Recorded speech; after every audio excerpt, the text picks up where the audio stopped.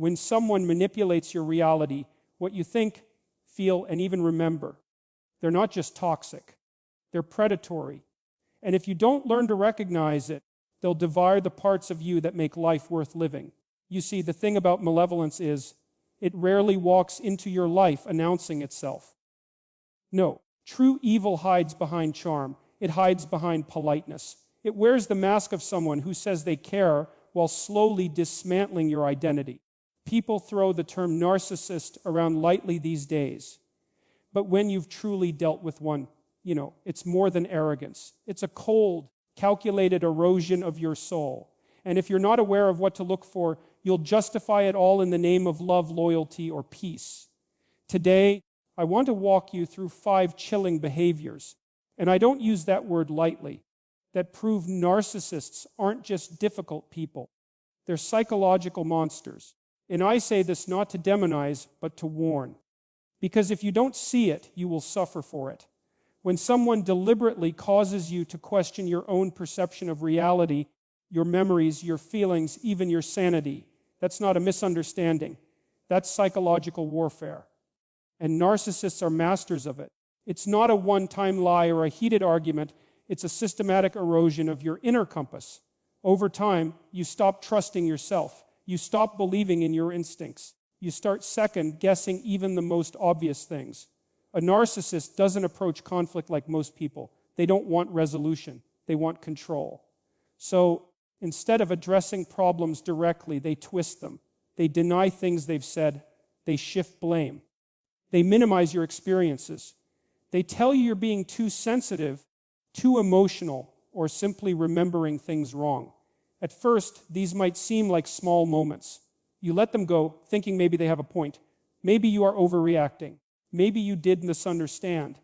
But that's exactly the trap. Each of these interactions is a thread, and over time, they weave a powerful illusion. You begin to doubt your own memory. You replay conversations in your head, trying to figure out where you went wrong. You apologize when you did nothing wrong. You stop bringing up issues because you've learned that your concerns will be dismissed or twisted against you. That's how gaslighting works. It's not a blunt force attack. It's subtle, insidious, and relentless. The most dangerous part of gaslighting is that it targets your sense of self. If someone repeatedly tells you that what you saw or felt isn't real, eventually you start to believe them. And when you no longer believe in your own reality, you become dependent on theirs. That's the goal. That's the point. To make you doubt your own mind so much that you lean on theirs for truth, even if it hurts you. This dynamic doesn't happen overnight. It builds over time. You don't wake up one day wondering if you're crazy. You get there slowly, moment by moment. And that's what makes it so dangerous. The narcissist doesn't need to raise their voice or make threats. All they have to do is question you. Constantly, subtly, and with absolute confidence. They chip away at your identity until you're too disoriented to resist. And the more you lose trust in yourself, the more you turn to them for validation. It's a loop. They create the insecurity and then position themselves as the only one who understands you, the only one who can fix you. But they're not fixing you. They're feeding off the power they've stolen. And the more broken you feel, the stronger they get. Eventually, you might find yourself apologizing for things you didn't do, accepting treatment you don't deserve, and staying in a reality that feels increasingly unstable. That's not love. That's not a relationship. That's psychological captivity. The truth is, gaslighting is one of the most cruel and calculated forms of manipulation there is. It doesn't just affect your emotions, it rewires your cognition. It teaches you to mistrust yourself, to silence your inner voice, and to defer your reality to someone else's narrative. And once someone owns your perception, they own your identity, your decisions, your life. That's why recognizing gaslighting for what it is, psychological warfare, is so critical. Because once you see it clearly, you can begin to resist. You can start listening to your own voice again. You can reclaim your reality. And most importantly, you can begin the process of healing from the deep, invisible wounds it leaves behind. When you're dealing with a narcissist, your empathy, the very thing that makes you human, becomes a weapon they use against you. It's not accidental. It's deliberate. They can sense it in you. They see your compassion, your willingness to understand others, your desire to make things work, and they exploit it not for connection, but for control. And it's often so subtle, you don't realize it's happening until you're deeply entangled in their emotional web. They start by drawing you in with vulnerability. They might share a painful story from their past, maybe a troubled childhood, a traumatic relationship, or a moment of deep failure. And your natural response is to feel for them. You want to help. You want to be the one who sees the good in them when others gave up. That's the first hook. Narcissists know that people with high empathy will give chances, offer understanding, and overlook behavior others wouldn't tolerate. They know you'll stretch your boundaries in the name of love or loyalty. As the relationship progresses, they begin to test your empathy more directly. They cross small lines. Maybe they lash out during stress or speak to you with disrespect. And when you react, they crumble. They say they didn't mean it. They tell you how broken they are. They say you're the only one who understands them. And just like that, your focus shifts from your pain to theirs. Every time they hurt you, they redirect the spotlight. It's no longer about your boundaries. It's about their suffering. This creates a dangerous imbalance. You start minimizing your own hurt. You tell yourself they didn't mean it. You rationalize, you forgive, again and again. Because you're not dealing with someone who simply made a mistake. You're dealing with someone who uses emotional appeals as manipulation. And they know exactly what they're doing. They know that if they show just enough pain, you'll hesitate to hold them accountable. They know that your compassion will paralyze your anger, and they use that hesitation to their advantage. You begin to internalize their chaos. You start believing that if you could just be more patient, more loving, more supportive, things would get better. You begin to carry the emotional burden for both of you. They hurt you, and you take responsibility for their healing.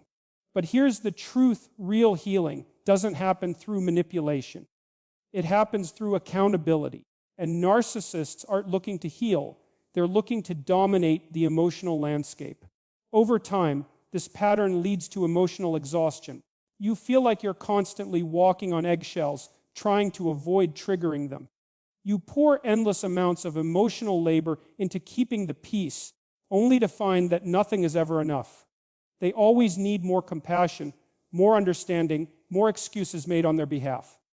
Meanwhile, your needs, your voice, your pain, all of that gets pushed further and further into the background. The more you give, the more they take. And not just emotionally, they take control. They dictate how conflicts are resolved, how feelings are processed, and how much space your truth is allowed to occupy. You stop expressing hurt because you've learned it will be flipped back onto you. You stop setting boundaries because you've been conditioned to feel guilty for doing so. That's not empathy. It's emotional captivity. Eventually, your compassion turns into self-sacrifice. You don't just feel for them. You lose yourself in trying to fix them. But you can't fix someone who's using your empathy as a leash. You can't love someone into integrity. That has to come from them. And if it doesn't, your empathy becomes the very thing that keeps you trapped. Recognizing this pattern is painful. It forces you to confront the reality that not everyone deserves your softness. Not everyone with a sad story is safe, and some people will use your heart against you as a tool for control. The most powerful thing you can do is start directing that empathy inward toward yourself. Because the moment you stop betraying your own emotional needs for theirs, you take your power back, and that's where real healing begins. One of the most confusing and damaging traits of a narcissist is their ability to appear charming, charismatic, and even admirable in public while being cruel, cold, and emotionally abusive behind closed doors. This stark duality creates a world where the victim feels isolated, invalidated, and ultimately silenced. It's a calculated mask, not a personality quirk. Narcissists know how to craft a version of themselves that earns praise, trust, and admiration from others, while privately inflicting pain on those closest to them. In public settings, a narcissist can be the life of the party. They smile warmly, crack jokes, appear generous, and offer advice. They may even appear empathetic, attentive, or supportive. People admire them. Friends and coworkers speak highly of them. They may even be seen as community leaders, mentors, or highly respected professionals. But this polished public persona is not who they are. It's who they need others to think they are. The goal is image management, not authenticity. At home, when the doors are closed and there's no audience, that polished exterior often crumbles. The same person who laughed with others becomes dismissive and cold. They might mock you, belittle your concerns, or ignore you entirely. And if you bring up this contrast, if you point out how different they are in public versus private, you'll be told you're overreacting, misinterpreting, or being too sensitive. That denial is part of the abuse. It's designed to confuse you. It makes you question your own reality and makes it harder to trust your own emotional responses. What's especially sinister about this behavior is that it isolates you. Because everyone else only sees the charming version of the narcissist, they can't understand or believe what you're going through. If you try to tell others about the emotional abuse, you might be met with disbelief. But they're such a nice person, they'll say. They don't seem like the type. That's the trap. Narcissists carefully build a public image so convincing that it protects them from accountability. And it discredits the person they're harming. This public-private split is not accidental. It's strategic. The narcissist knows exactly what they're doing. They understand perception is power. If everyone sees them as kind and generous, then you must be the unstable one when you finally break. That's part of the manipulation. It keeps you doubting yourself and keeps others from ever questioning them. It's emotional warfare executed through a mask of charm. Over time, this experience creates emotional whiplash. You feel unseen and unheard. You begin to wonder if you're imagining the abuse. You might think that if they can be kind to others, maybe it's your fault they treat you poorly. Maybe you're not trying hard enough. Maybe you're the problem. But you're not. You're just seeing the truth they hide from everyone else. This pattern of duplicity also breeds shame. Victims often feel embarrassed for being mistreated by someone everyone else loves. You might begin to stay silent, afraid to speak up because you worry no one will believe you. That silence becomes a cage built not just by the narcissist, but by the perception they've created around them. And the longer it goes on, the deeper the emotional damage becomes. The most important truth to grasp is consistent kindness is real character. Charm is not. The person who only treats you well when others are watching does not love you. They love the reflection of themselves in the eyes of others. Recognizing this painful truth is the first step to reclaiming your voice and refusing to play a role in their carefully scripted performance. You are not crazy. You are not overly sensitive. You are someone who sees what others can't. And that awareness, no matter how painful, is your power. When you're in a relationship with a narcissist, boundaries don't mean the same thing to them as they do to you. To a narcissist, your boundaries are not symbols to respect. They are challenges to overcome, obstacles to test, and eventually limits to violate. And when you finally stand up for yourself, when you react or resist, they flip the script and make you the problem. This is not just manipulation. It's a psychological tactic designed to confuse you, wear you down, and ultimately gain control over your sense of what's acceptable. In the beginning, it often starts subtly. They might make comments that cross personal lines, push you into decisions you're not ready for, or ignore your discomfort in seemingly small ways. When you try to express that something bothers you, they don't respond with understanding. Instead, they minimize it. They laugh it off, tell you you're too sensitive, or imply that your boundary is unreasonable. And because they do it so confidently, so dismissively, you start to second-guess yourself.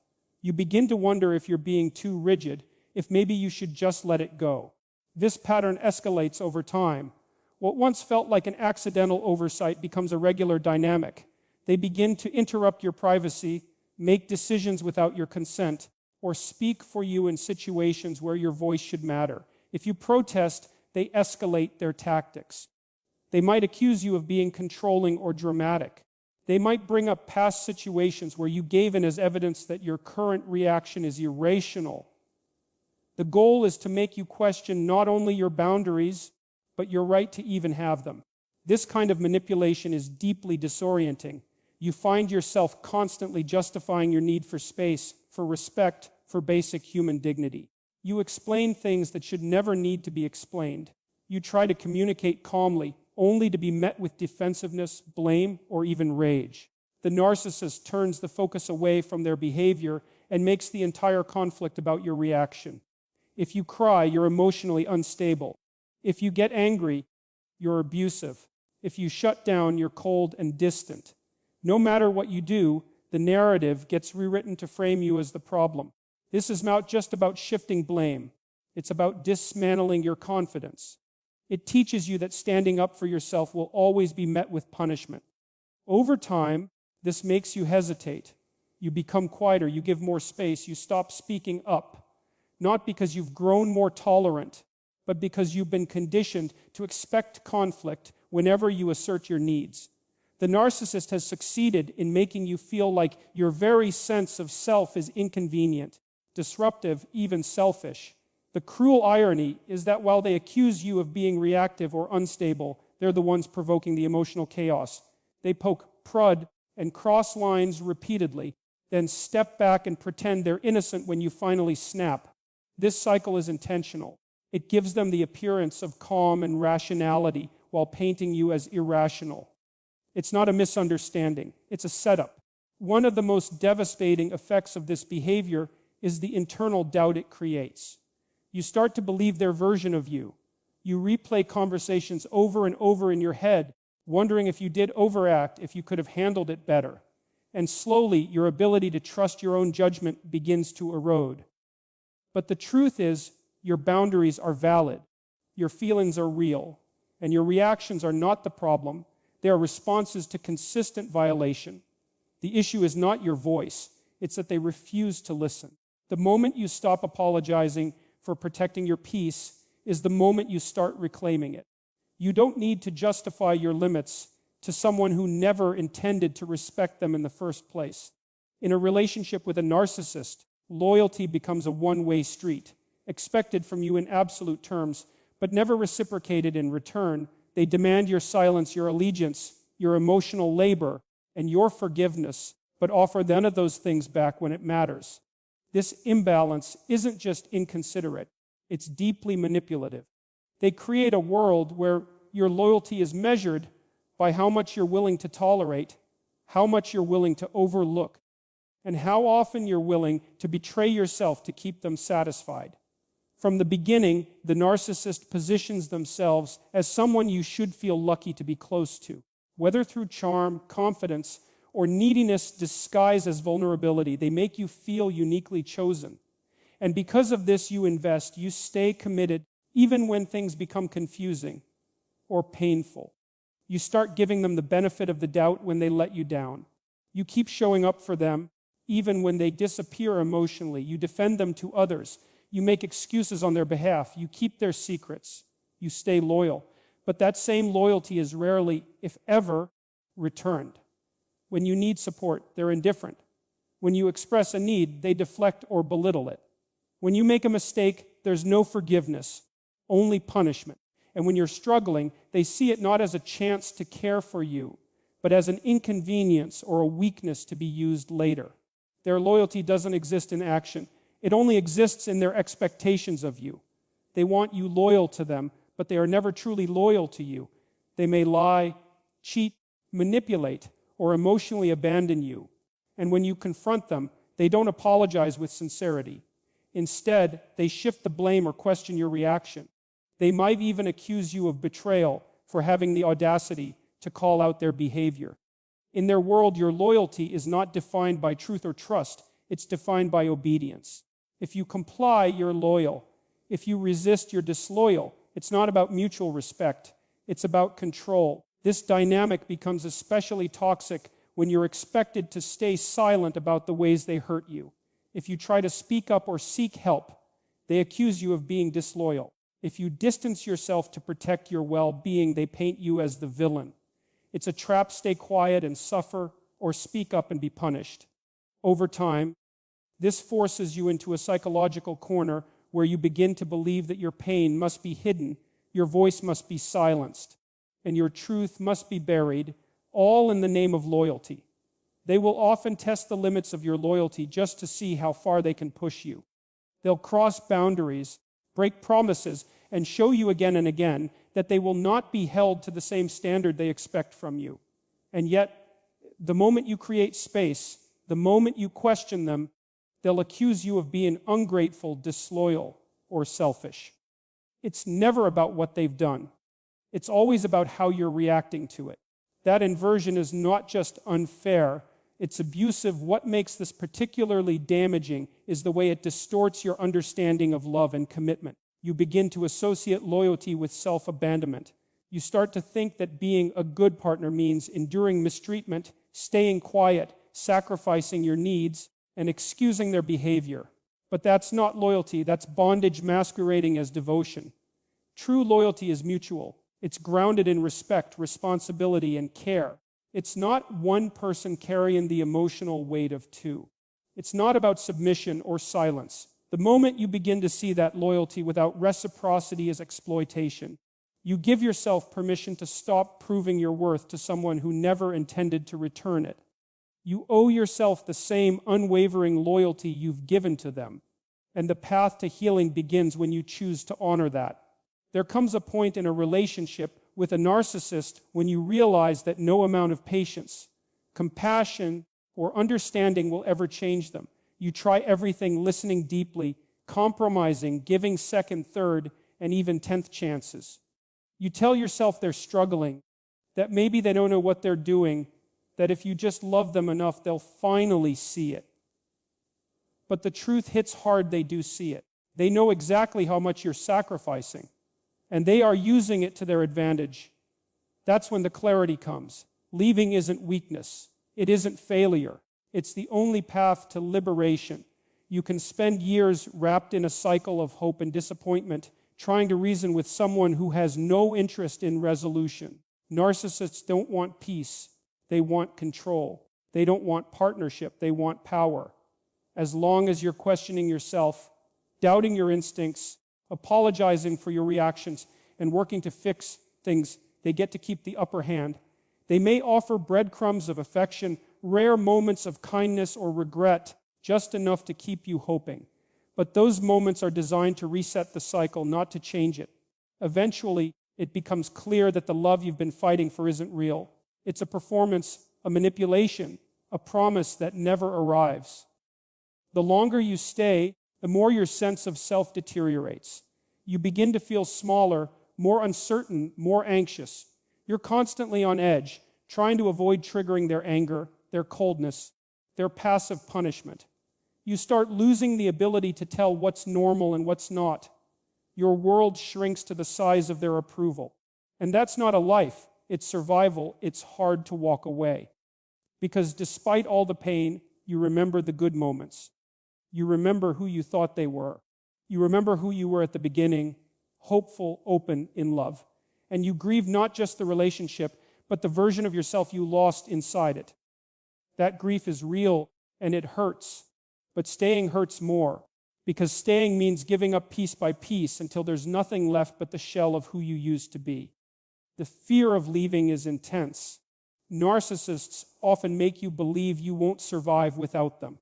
They isolate you from others, break your confidence, and paint the outside world as unsafe. They convince you that they are the only ones who truly understand you, even as they dismantle your identity. But once you step back, once you put space between you and the chaos, the fog begins to lift. You start to see clearly. You start to hear your own voice again. You realize that you were never the problem. You were just trapped in someone else's distortion of reality. Leaving is not just an act of physical separation. It's an act of reclaiming your dignity, your voice, your right to peace. It's choosing discomfort and uncertainty over emotional bondage. It's admitting the truth that love should never cost your self-respect, your sanity, or your safety. And while the path ahead may be lonely at first, it will be real. It will be yours. It will be free from manipulation, gaslighting, and fear. Liberation begins with one hard decision to stop trying to fix what was never yours to fix, to stop shrinking yourself for someone who was never willing to grow, to finally say, enough. Because the moment you leave is the moment you choose yourself. And that's not just freedom, that's healing. That's the beginning of everything you've been waiting for.